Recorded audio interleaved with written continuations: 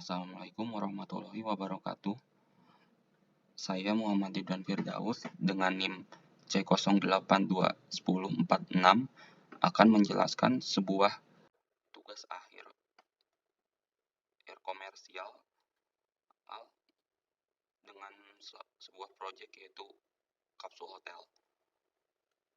Untuk deskripsi proyek ini adalah proyek untuk menyelesaikan masalah pada sebuah bangunan komersial dalam bentuk hotel kapsul yang sudah jadi dengan menggunakan metode analisa perilaku dan aktivitas yang dilakukan oleh semua orang yang dalam penggunaan bangunan tersebut. Untuk alamatnya di Jalan Slamet Triadi, Solo atau Surakarta. Untuk company profilnya yaitu Bobo Box. Bobo Box adalah sebuah fasilitas penginapan dengan konsep kamar di dalam box yang dilengkapi dengan teknologi canggih. Konsep ini berbeda dengan penginapan lain atau kabin hotel yang dikhususkan untuk backpacker. Ini untuk historinya, visi misi. Untuk data operator, struktur organisasi yang berjalan pada Bobo Box tersebut.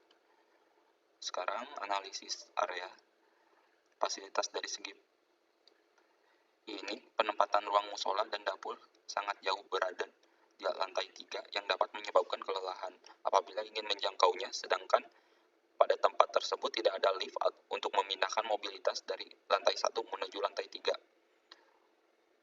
Untuk site-nya sendiri, Bobo Box sendiri berada di pusat kota yang berada di pinggir jalan, terdapat jalur pedestrian dan berbagai fasilitas publik lainnya di sekitar site tersebut. Namun kekurangannya adalah lahan parkir yang tidak ada dan pada kesan pengunjung.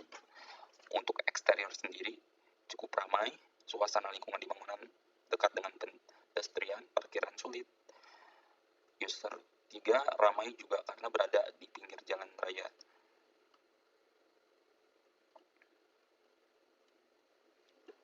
Untuk permasalahan yang dapat disimpulkan komplain dari yaitu lampu dan speaker di kamar terkadang memiliki trouble. Kunci dengan penggunaan QR terkadang juga memiliki trouble. Untuk kekurangan bidang parkirnya masih parkiran luar dan pembayaran bukan dari box-nya sendiri. Konsep kamar mandi yang sharing, kamar tipe single memiliki banyak keluhan, kamar yang terlalu kecil. Berikut untuk gambar-gambarnya.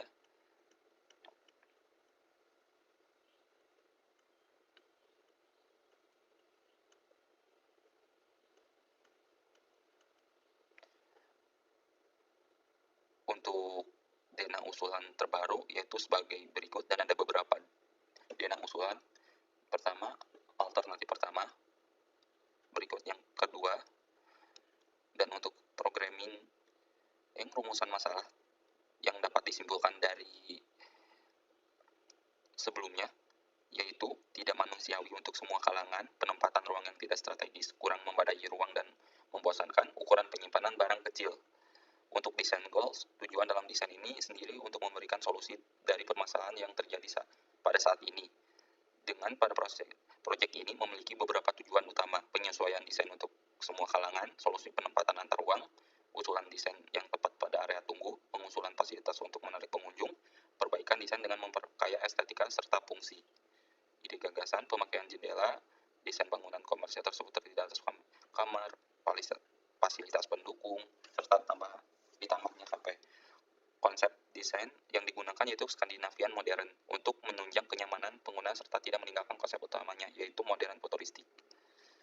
Untuk aktivitas sebagai berikut. Untuk resepsionis, kepala staf, housekeeping, engineering.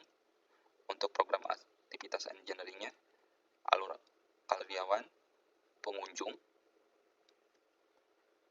identifikasi perilaku pengunjung.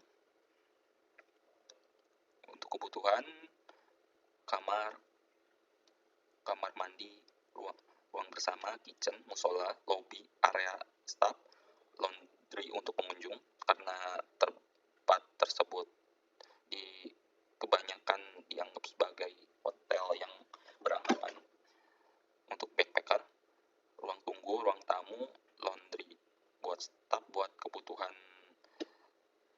pencucian fasilitas, gudang, service pods, kantin, kafe, area bebas rokok, ruang keamanan, area loker, area parkir, area bermain. Untuk ruang staf atau karyawan. Dan berikut data kebutuhan sarana estimasi atau besaran. Sekarang space relation. Untuk diagram proximity, bubble diagram sebagai berikut. Zoning, grouping, pengaplikasian pada denah, dan penilaian kelebihan penataan ruang lebih rapi dan tersusun dengan tepat, kekurangan pada bagian ruang bersama penggunaan jendela lebih sedikit. Untuk alternatif 2, kelebihan penataan ruang ini lebih rapi dan tersusun dengan tepat, ruang bersama mendapatkan review lebih banyak, kekurangan kamar pada lantai tidak terdapat pada tengah-tengah denah, menjadikannya kurang nyaman pada bagian zoning. Untuk referensi desain, minimalis area terbuka, kelebihan kekurangannya. Untuk podsnya sendiri, kebutuhan fasilitas, untuk sirkulasi lantai 1, lantai 2, untuk problem dan solusinya sebagai berikut.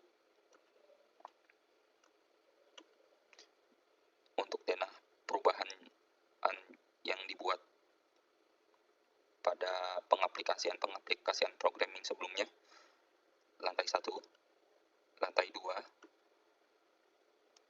lantai 3. Untuk lantai 3, perubahan pada lantai 3 semua berubah, tetapi dengan menyamakan struktur kolom dengan sebelumnya.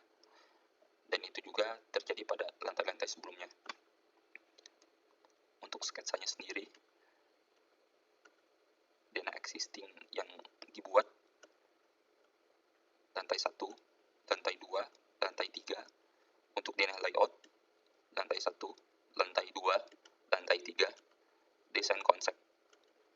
Pada rumusan ini, bagaimana desain hotel kapsul dapat mengoptimalkan penggunaan ruang yang terbatas, bagaimana menciptakan desain yang menarik secara visual dan sesuai target pengunjung yang kebanyakan dari kalangan muda, bagaimana merancangan area pelayanan. Untuk interior design goals-nya, menciptakan tata letak furnitur yang efisien dan cerdas untuk memaksimalkan penggunaan ruang yang terbatas, merancang desain penginapan yang menarik secara visual dan sesuai dengan target pengunjung, merancang desain hotel yang dapat membuat tamu tidak merasa terganggu oleh aktivitas operasional hotel dengan memisahkan jalur tamu dan jalur staf, serta menggunakan pintu masuk dan pintu belakang yang terpisah agar tidak mengganggu aktivitas tamu yang menginap.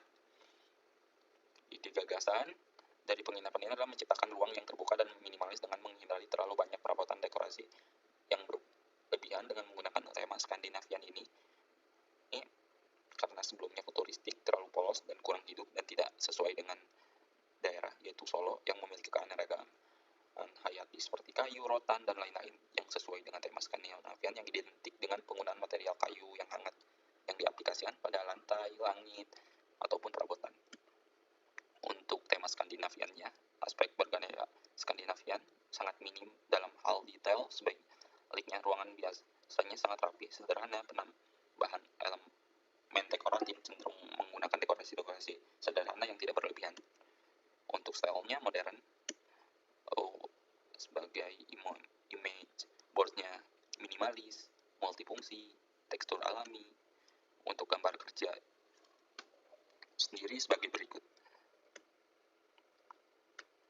Denah lantai 2, 3, 1, 2, 3, layout lantai 2, layout lantai 3, rencana lantai 1, lantai 2, lantai 3.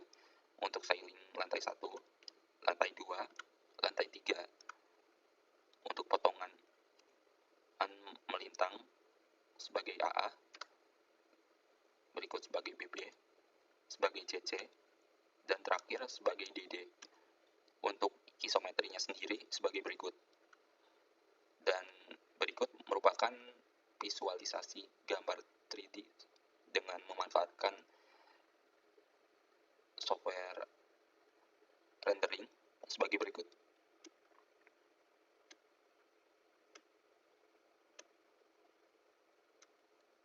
Untuk hotelsnya sendiri, loker dan pengunjung. Untuk area bermain anak, jika ada keluarga yang menginap dan membawa anak kecil, ini merupakan sebuah hotel yang ramah dengan anak kecil.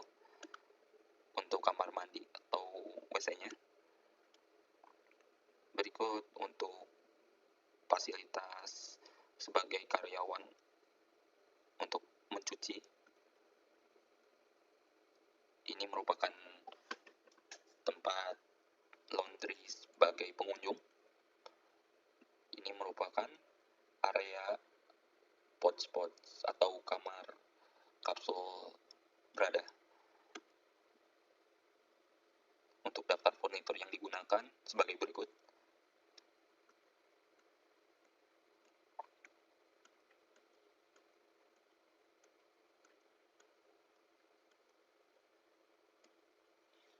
Untuk material dan color skema, dari sebelum mengakhiri perjumpaan kali ini,